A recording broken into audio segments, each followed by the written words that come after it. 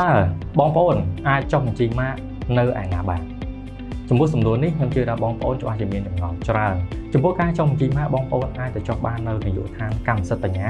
នៃក្រសួងពាណិជ្ជកម្មហើយការចុះបញ្ជីម៉ាកនេះផងដែរបងប្អូនត្រូវដឹងថាតើក្រោយពេលដែលបងប្អូនទទួលបានការចុះបញ្ជីរួចរាល់ជោគជ័យជាស្ថាពរហើយបើមានបុគ្គលណាម្នាក់យកម៉ាករបស់បងប្អូនយកទៅប្រើប្រាស់បើមិនមានការអនុញ្ញាតពីបងប្អូនតើបងប្អូនអាចនឹងធ្វើយ៉ាងម៉េចបានចំពោះចំណុចនេះបងប្អូនត្រូវដឹងថានៅពេលណាដែលមានបុគ្គលណាម្នាក់យកម៉ាករបស់បងប្អូនទៅប្រើប្រាស់ដោយគ្មានការអនុញ្ញាតបងប្អូនអាចប្តឹងទៅការិយាល័យវិវាទនៃនាយកដ្ឋានកម្មសិទ្ធិបញ្ញាឬមួយក៏បងប្អូនអាចប្តឹងទៅអាជ្ញាធរមានសមត្ថកិច្ច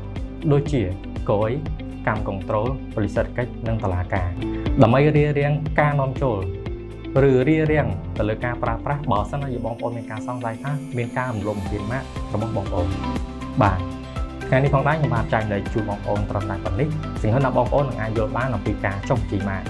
បើសិនជាបងប្អូនមានចម្ងល់ឬមួយក៏ចង់ចុះបញ្ជីម៉ាករបស់បងប្អូនអាចតាក់ទងមក